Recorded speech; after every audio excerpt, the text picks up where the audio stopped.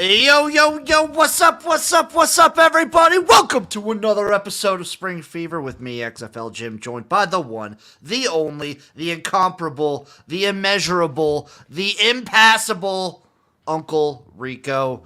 What's up, my man? And what's up, Herb, in the chat? Shout out Herb Phillips. What a man. What up, What a Herb? dude. What's up, buddy? How you doing, man? I'm starving, Eric. I'm You're starving? chomping at the bit for more information on the XFL USFL merger. The only thing we know now is it's official. That's the only thing we know. And it's gonna happen sooner, They're really shooting for this 2024 thing. which blows my mind. The XFL has actually indefinitely postponed its draft because of this news. And I saw the letter that was sent out to the USFL players. A similar letter was sent out to the XFL players. Have they decided which who they're keeping? I mean, like, have they decided anything? Like, they have. Nothing has come out about that. Herb asked what's on the agenda today. Herb, we'll let you off. We're gonna just wax poetic a little bit on the merger talks for a little bit. We've got some CFL playoff scenarios going on. A week 17 recap with a nice little week 18 picks show for you, and we're gonna cap it off. We got X League to pick this week, Eric. Whew. Big show. But back to what you're saying, nothing has been official. Nothing is official. I've seen rumors of like 12 teams, 6 hubs. I've seen rumors of like 8 USFL teams, 4 XFL teams, splitting it up. I don't know. People are obviously doing the rumors for the National Spring Football League, which I know I'm against the name. I'm not a fan. I'm not really that big of a fan either. I don't know, man. Like, I look at it like this. All these guys presented a dream, and now they don't know what they're gonna do. And you have this weird opportunity where you need to be training, you need to be focused on it because you are chasing the dream. Let's say another league comes up, like the European League, and you're on the Memphis Showboats. You know what I mean? Like, what do you do? Because you know your whole life is on limbo right now. They need to get ahead of this so that way the players that aren't going to be invited, that aren't going to make a roster, they do right. I agree with that. Like, they need to do, it sounds like what they're doing from what I've heard, another rumor, is, I don't know how big of a fan I am of that, but it sounds like what they would do, potentially, is just a mass free agency and redraft of all the players from both leagues. I would hate that. I would hate that. Absolutely hate that. Like, my whole thing is this, is it's like, we all knew this was going to happen. You and I talked about it like last We knew it was an eventuality. But we didn't know it was going to happen this soon. And this fast. You know, you kind of think about these guys that have kind of like, that are chasing the dream. Who's the guy who came down from the Canadian League? I'm totally spacing on his name. McLeod Bethel Thompson. Yeah, what about him? You know? I mean, he'll be fine. I know, I'm just using him as an example. Dude. You know what I wonder, Eric? Guys like Scooby Wright, who played in the AAF and the USFL, and now they're going to play in whatever this is. Yeah. Like, all those AAF guys, I feel like they have to have in the back of their head of like, what if this fails? Because of how good that league seemed to be and how quickly it failed.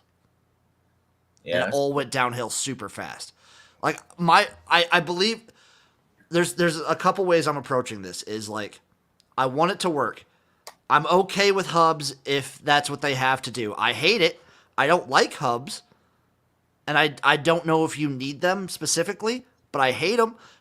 But if that's what they're going to do, and if this is what these people believe spring football needs to do to survive, I will accept it.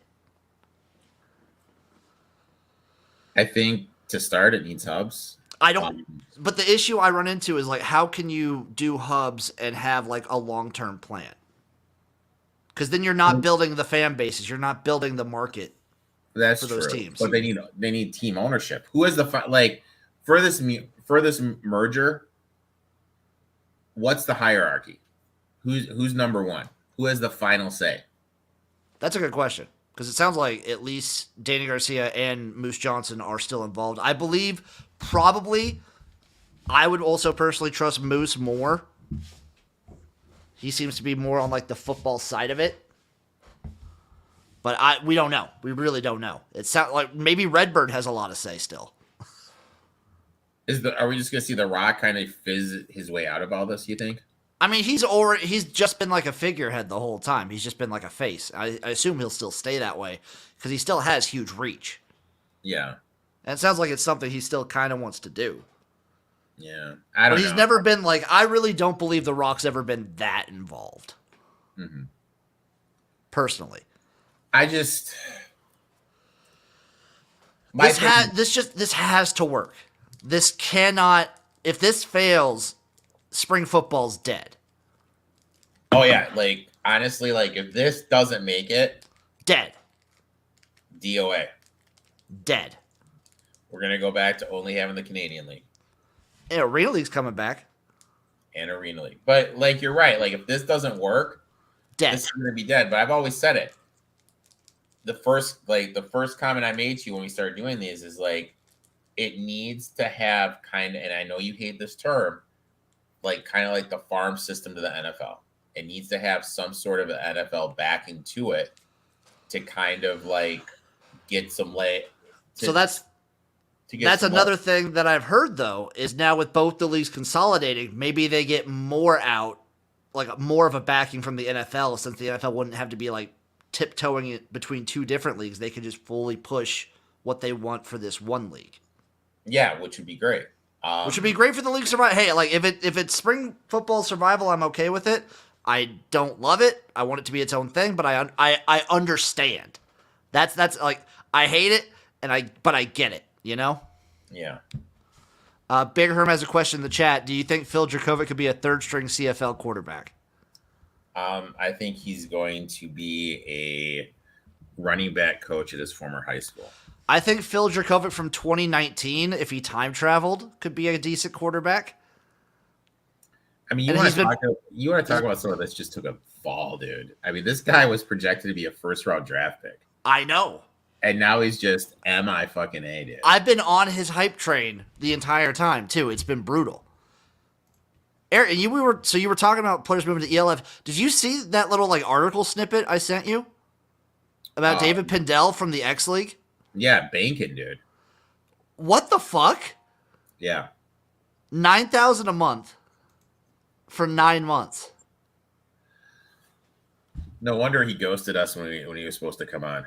No fucking wonder, dude. He's big time. Like that's more than the XFL and USFL players are making over there. Yeah. But do you think but he technically has a job. Yeah, he technically have like an actual job, and he was a quarterback, so like there's that incentive too. Like they're gonna get paid more. Yeah. Like I remember in like the 2020 version of the XFL, I'm pretty sure Landry Jones wasn't making like the league minimum of $65,000. 65G. Like, I'm pretty sure some of the quarterbacks are making pretty decent money. But as the news trickles more and more, once we get something official about the USFL XFL merger, we will of course be here to give our opinions on it. I am right now excited and worried. Those are the two words I keep using over and over. Excited and worried. Because this has to work. I cannot stress that enough. This has to work. If this doesn't work, like you said, it is like completely done. You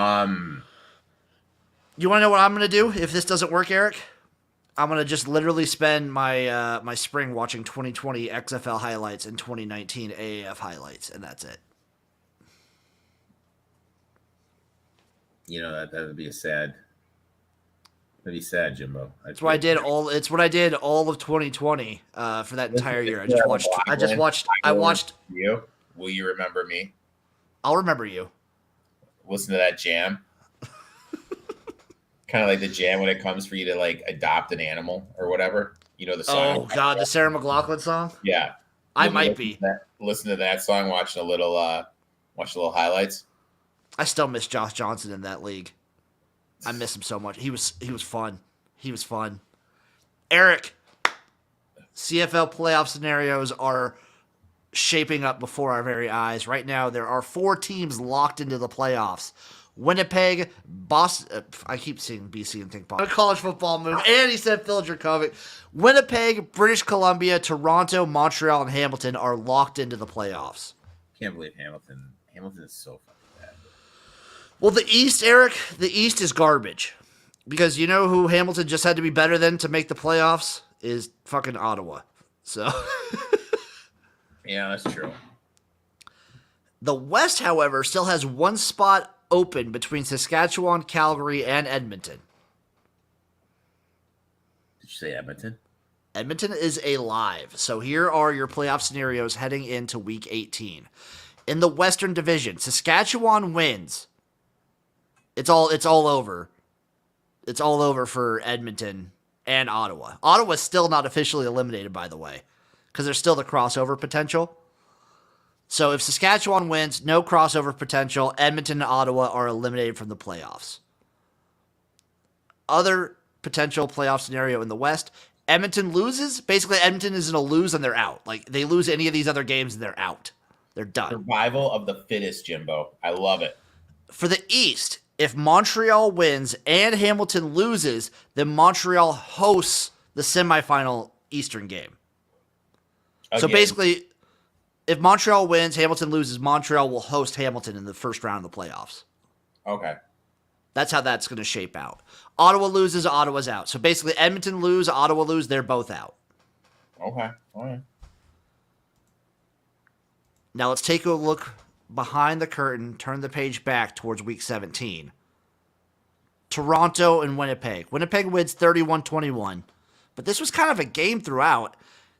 And guess what? Toronto didn't have their starting quarterback in. Yeah, but, you know, it's one of those things where there's just mentally a little bit of a drop. We saw the boy, for any spring football aficionado out there, everyone knows the long-term tenure of Brian Scott in the USFL, where he played 1 game for the Philadelphia Stars and then got hurt and then, cried a lot. Mm-hmm. Apparently, I was reading something, he was, trying to get people to bot for him on Twitter. What?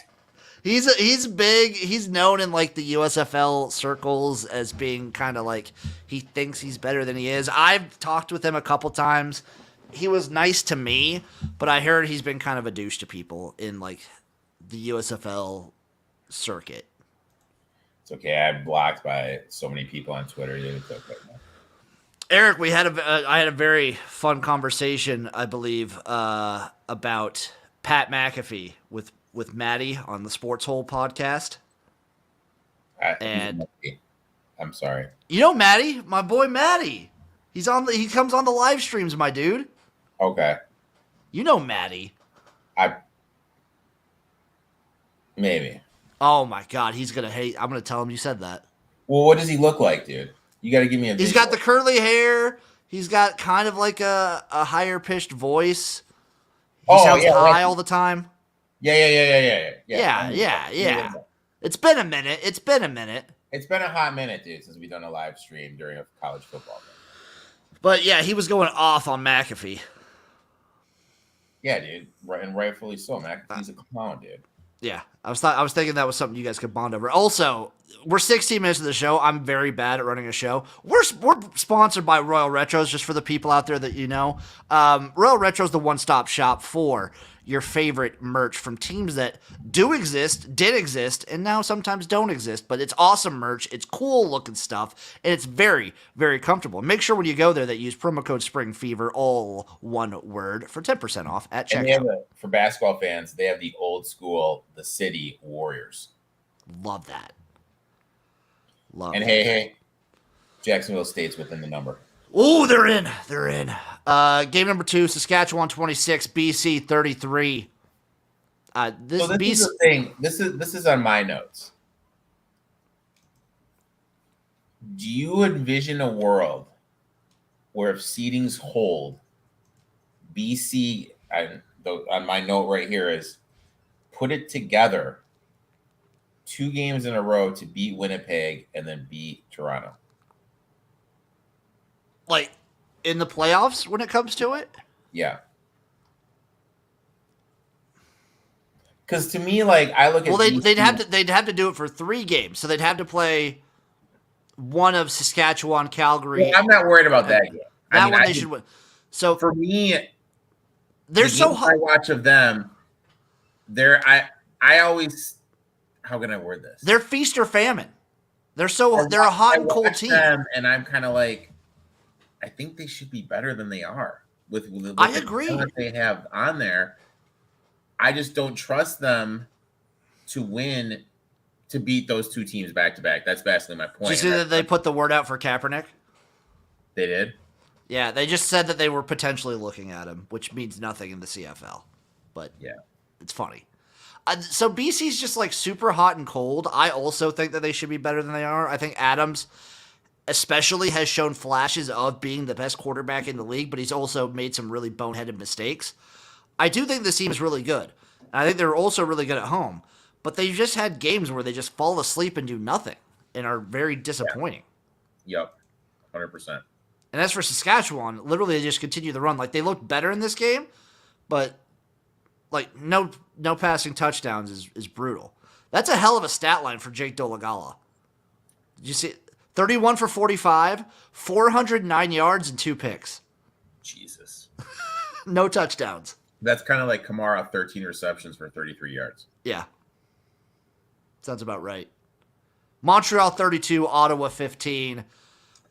Guess what? Montreal beats up on bad teams. But this is kind of like, are we willing to move off the crumb experiment? So if you're Ottawa going into next year, You're not sticking with Crum. No, they are not going to stick with Crum. and Masoli is turning out to be as fragile as a wine glass. They are not going to go with Masoli. They cannot go with Masoli. And their quarterback situation now is either Arbuckle or Crum. You can't do it. You can't have it. You got to find someone. Let me do this. Maybe McLeod Bethel Thompson comes back to the league. Maybe. That's a possibility. Is there any free agents coming up?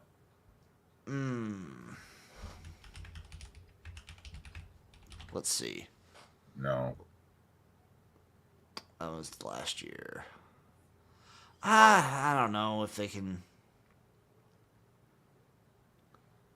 Let's see. Is this updated right here? Free agent tracker.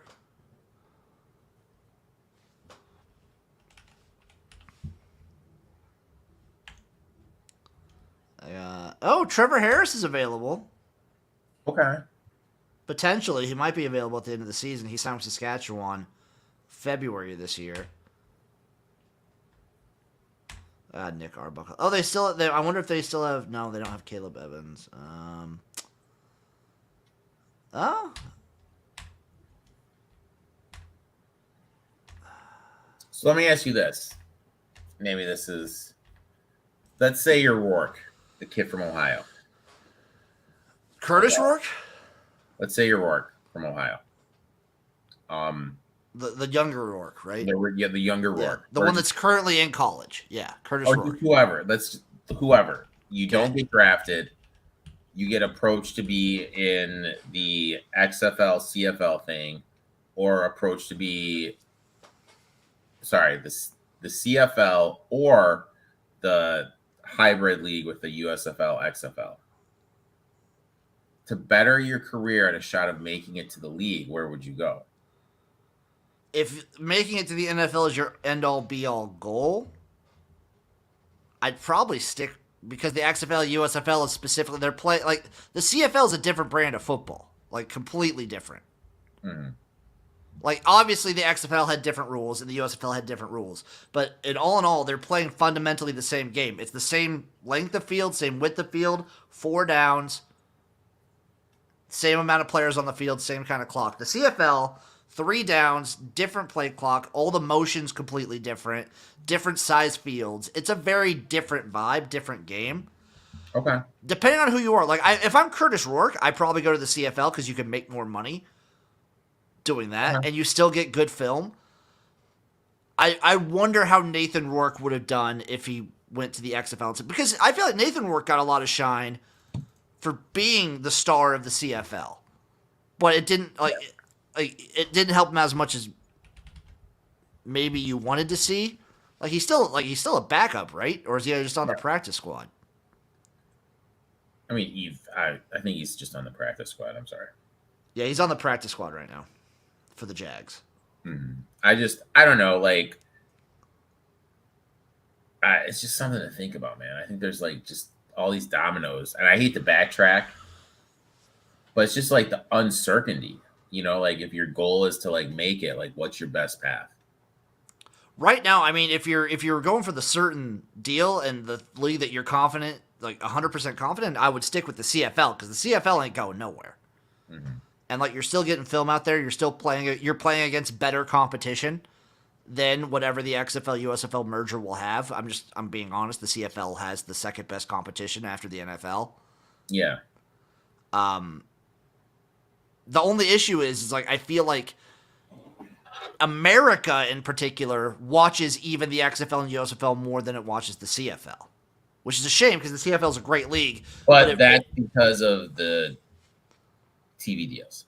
It's the TV deals for sure. Like the CFL gets boned on TV deals here, but it's also like the CFL season ramps up and ends when NFL and college football are going on. I know, like honestly, like it's hard. It's just tough, and they can't start any earlier just because of the weather up there. Yeah, you can't start like if they started when the XFL started, every stadium would need to be a dome. Yeah. They can't do it.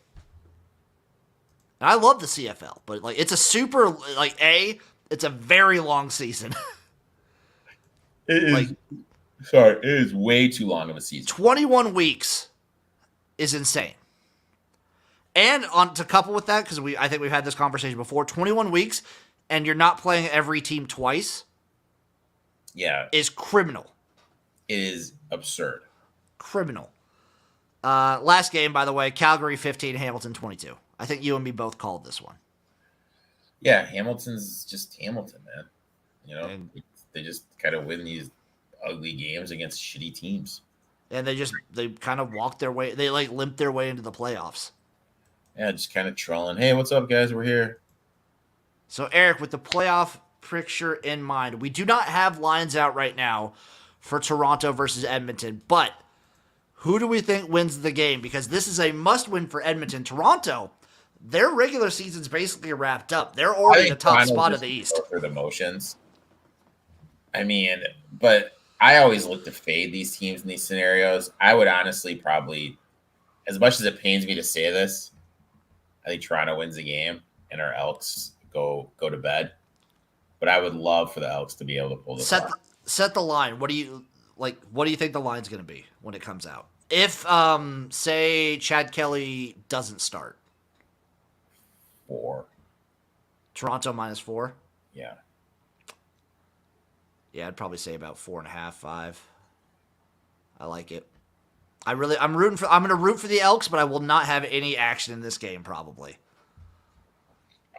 I'll be rooting hard for the Elks. Friday night. Okay, now we have games with actual lines. Winnipeg at BC. Hey, guess what? This is a big game. Because the winner, basically, they're kind of figuring out who's going to be the winner of the West. And who gets home field advantage. And you know what I like to do in big games, Jimbo? I like to play that first half under. It's not just home field advantage, Eric. It's also a bye. Yeah, which is huge. They're both playing for that too. Yeah, first half under, big move. Yeah, I'd play the first half under. Any books that you see that have a first half line posted? Because our friends over at Bet Online, we gotta get with Dave on this. He's got to really step up his game. Not having it.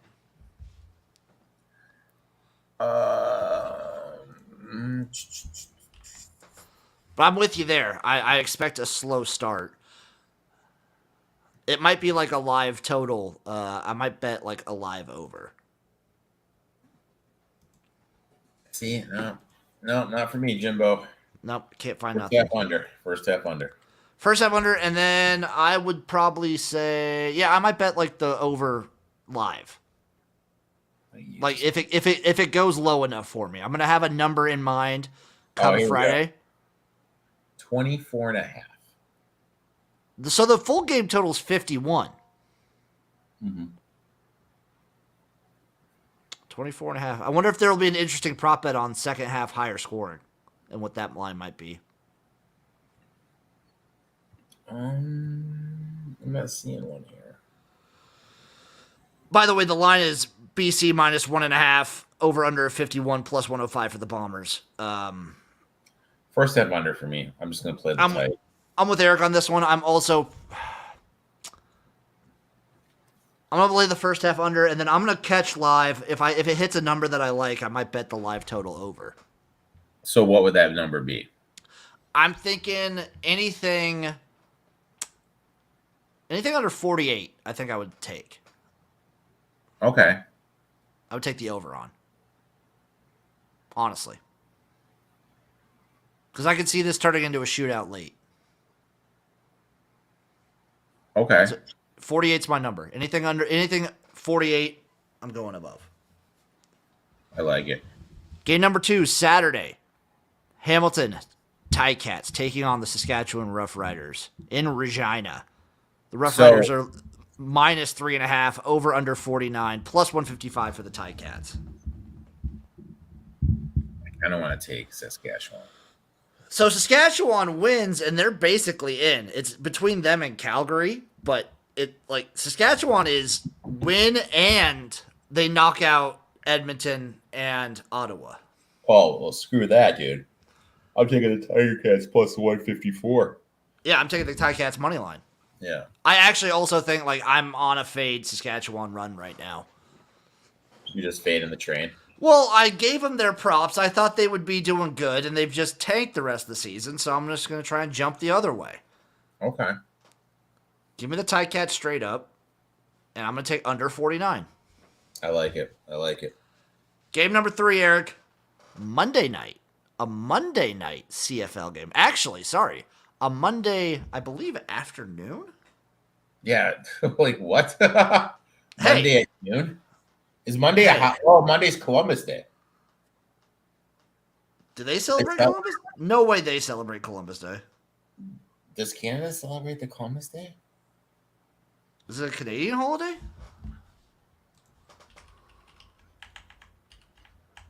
Holiday Monday. Oh, Eric. Yeah. It's Canadian Thanksgiving. Monday is Canadian Thanksgiving. So I'm sorry I didn't know that. So, yeah. Canadian Thanksgiving, Ottawa, Montreal. Montreal laying 6.5, over under 47.5, plus 225 on the money line. They're running it back. They're running it back again. They just played last week.